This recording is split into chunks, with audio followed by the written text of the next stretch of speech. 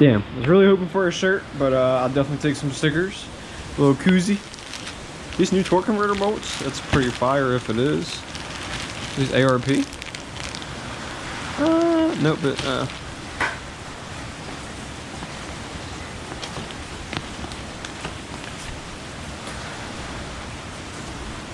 yo. Oh yeah, this is sick. Yes, sir. Yeah. Oh, sounds pretty loose on normal. So I'm gonna give you guys an update on the whole story as to why I just bought this Circle D stall from Ace Performance, and how much it cost, and why I went this way, because I didn't really want to do this, but I don't think I had a choice.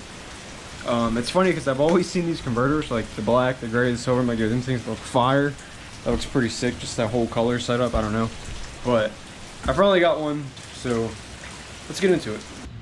All right, now that all that rain's over, it's a freaking hot one out here tonight, but I'm gonna go ahead and try to get this over with and just explain to you guys what's happened in the past, I guess, year with my whole transmission and torque converter situation. I want to talk about the transmission first, and I'll go in about the torque converter. I just showed you guys as to why I had to buy the most expensive one, pretty much, and why it took so long on my transmission, because there's a lot of things that you guys probably don't know, and I'm not going to call anybody out, names, shops, or anything like that, but I'm just going to tell you guys the situation and why it took so long, and hopefully none of you guys run into this situation, because I learned a huge lesson, and that's pretty much, don't buy used parts, don't trust anybody's word on saying, oh yeah, like something that you can't see from the inside in, or the outside in, and basically don't buy used parts at all whatsoever. That's June of last year, I took my transmission out. I said it, I was like, you know, I probably really don't have the money to build it right now, or time, or anything like that. I'm just going to pull it while I'm waiting on the motor. This was like June of 2022. I knew the motor was coming like August of 2022, August, September. I was like, so hopefully I can have the transmission built by then, or just somewhat figured out maybe October, November, I'll have the transmission back and everything's good to go. Well, that plan failed. One, I bought a used transmission that was supposed to be built, and it came in a one-piece drive shaft, so I guess that's the plus side to it. We knew it might have needed to be refreshed, so we took it to the shop, had them refresh it, and they hit us with a price that was crazy. They were trying to use these, or at least in my opinion, I thought it was kind of crazy, and I just was not really expecting that. And the clutches they were using and all that wasn't even Circle D, and I planned on taking my stock one to begin with and get the stage 3 kit in it, at least do a stage 3. But the money situation, all that at the time I was in, I was like, you know, I'll just do a stage 3. So then I was like, there's no way, like I'm stuck on there. So came up with a plan. Another guy around us, he was going to build it for us. So I went and picked it up, paid the people to go through it, do whatever they did. I paid a lot of money for that. Probably shouldn't have. Took to the guy, sat at his shop for probably 4 months. Now, he was an honest guy. He just kept saying, like, you know, I probably need another month. I'm behind and all that. And a lot of people know him. He's really good on some of the Facebook pages and all that around my area. And, you know, when I went and picked it up, I talked to him for 2 hours, just bullshitting about cars and stuff like that. He just didn't have time to do it. He was going to give me a really good deal on it and all that. But I just got tired of waiting, you know. And he was like, you want your car back by summertime? He just couldn't guarantee it. The motor's already in the car. We got the motor in August, September of 2022. Like, everybody's waiting on what's going on with the car, what's going on with the car, and I'm just like, I have everything I need to go get it built, and just nobody can do it for me, or nobody can do it for a decent price. I'm not paying all this money for a transmission that's either going to blow or not hold or not do me any good, or it's just outrageous prices, and that's one thing I don't like doing. And I don't mind paying, but I'm not going to overpay, never. And I definitely overpaid on this deal.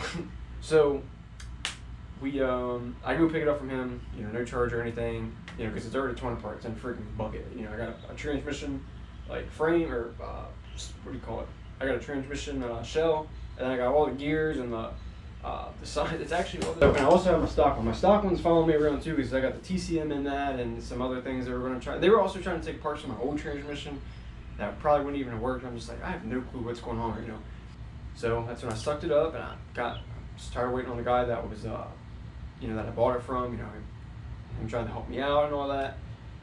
And I just went and I took it to the main guy that built it the first time. And I wish I would have went there to begin with.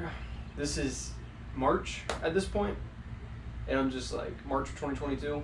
I'm like, do what you gotta do, tell me what you need. I sent it over to him. Local, okay, he's kind of local to me, like 20 minutes out in the woods of Delaware. But it's a stage 4 Circle D kit. You know, biggest, baddest billet stuff in it you can ask for. ZL1 pan. You know, everything. I mean, it's almost like max effort. You can't really get any bigger than that.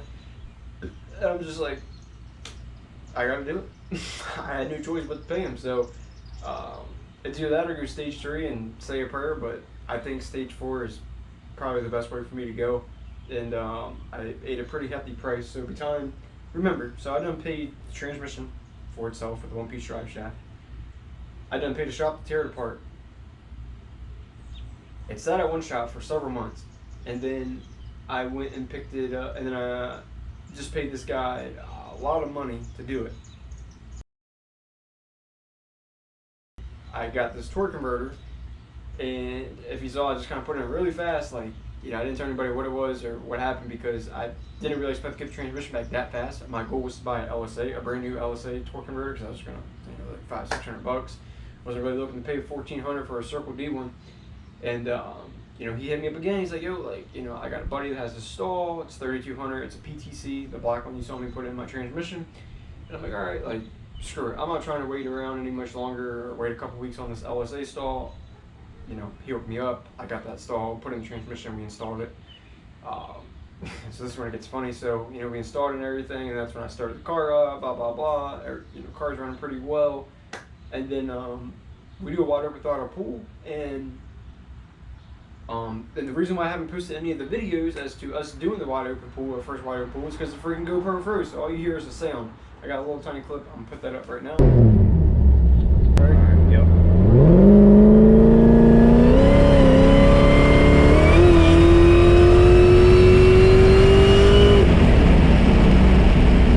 There's the oil pressure. Oil pressure is 60, 58, coolant temp's 190. So all of a sudden, all this oil just goes like spraying out of the mirror, like this big old smoke cloud in the back. And I'm like, all right, it could just be like the oils in the motor, you know, like the crank and all that crap, probably just coming out the exhaust. You know, she's still getting breaking in. I'm like 60 miles in, and I get back and there's oil dripping out the car. I'm just like, no freaking way, like this cannot be happening. Our biggest car show of the year is like the following week, which you saw that video, Cruise Week. So I'm calling some people on video underneath the car, revving it up. We're like, yo, there's oil coming out like where the transmission meets the engine. Like, it's probably the rear main seal. And everybody's like, yeah. So, I mean, it had every symptom to probably be the rear main seal. So I go, I call my trans guy. I'm like, hey, bro, like, I need the biggest favor. Like, I'll even transmission, do what you gotta do during the day. Like, I have to make it next weekend to this car show. You know, we got this big event going on. I've been trying, it's been a whole year since I've been able to go to it. We've been building the car for this exact event just about.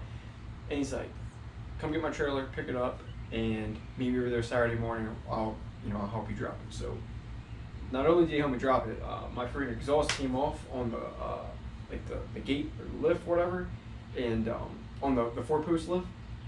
And so he helped me. You know, we welded that back on afterwards and all that. Really cool. Really helped me out. So when we dropped the transmission, it's all dry back there. The rear main seal is completely dry. We're like, what the freak? So we're looking around. We put the flywheel back on, starter back on, started up. We're like, where's this oil coming from? Well, I guess we forgot to put the hole in the dipstick tube because it's a Gen 3 block. They have their own holes in the block. So what do you know? There's freaking oil shooting out of there. I was like, gosh, you cannot make this stuff up. So we plug it and put everything back together, where we actually put a brand new rear main seal just to be safe, because also, I don't know, I thought it was blown. I didn't know. We put some RTV on it again, all that bull crap.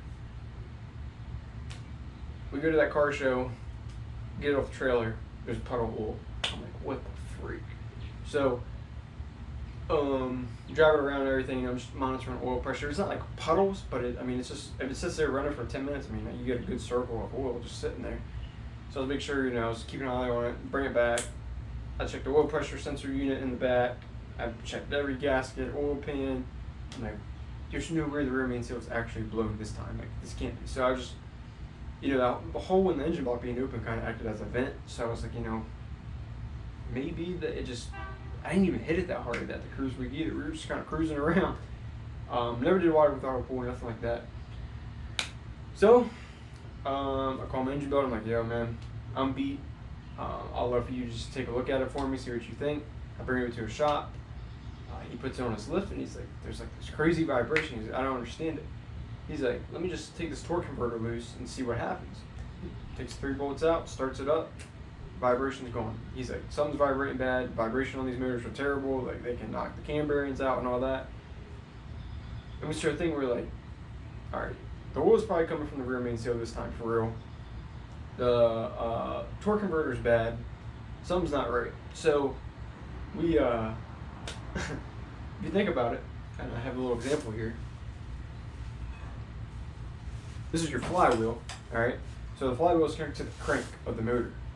The torque converter gets bolted to these holes right here, alright? So there's 3 bolts on the torque converter, and then this is on the crank. So they're all 3 kind of attached to each other. So if that torque converter was unbalanced or just shot inside, whatever was going on with it, could be yanking the crank just enough to knock oil out the back of the rear main seal. And that's when it gets serious. It can knock cam bearings out. It can really cause a lot of issues. And we're going to say a prayer that none of that's happened to mine when we put this all back together, because it could be bad. But I only had 100 miles on the car, 125, and only 1 wide open throttle pull, so maybe it didn't hurt it. And this torque converter is, again, a PTC Triple Disc 3200. It felt great to me. I thought it was the cam vibrating or something like that, but apparently no, it's a bad torque converter. And it was apparently refreshed and going through and all of that. I don't know. I could have cheaped out and sent it back to them. They probably went through it and did it all for $500 and tried it again. I'm not with that. I've learned my lesson the first time on that used transmission. I'm definitely not doing it this time on this used torque converter. So I made a couple connections, couple phone calls, moving some things around. I paid $1,400 for a freaking Circle D stall, and I'm also having to pay the shop to do it all because it's not at my garage. The car's not here, so it's not a good time. And again, I'm tired. I dropped transmission twice in like a week and a half. I'm not about that life anymore, especially doing it down here on the freaking jack stands. That's terrible. Lesson learned: don't buy used parts. Don't trust nobody. Probably always buy brand new. It's my biggest lesson, and I don't blame anybody but me, because I kept fooling around. I kept taking chances. I kept going to different shops, and if I could have started with the first time, I probably would have took my stock one and got it built by the guy local to me, and just went all in on it, and probably would have saved $3,000 to $4,000, because I guarantee you with that torque converter, I'm probably $7,000 to $8,000 in the whole transmission situation. I mean, think about it. A Circle D kit is $3,500. Most shops probably charge $1,000 or more. I spent a couple racks on the 1-piece drive shaft and the used trans, and then my torque converter was $1,400. So you can add those numbers up. I don't want to do it, but I'm pretty high up there, and it sucks. So if I just would have stuck with it the first time, but the Circle D stage, all that, I would have been no more than $6,000 in the whole thing. So it sucks, but you gotta live and learn. I guess you gotta take some chances, but you definitely learn a lesson. And I guess the good thing is, everything happens for a reason. So maybe if that torque converter was never bad, I never would have knew why I was blowing my rear main seals or what was going on, or vice versa. If the rear main seal never blew and the torque converter messed up, could have ruined my motor and my transmission. I don't know. So I think everything was for a reason. It's probably best that everything happened the way it did.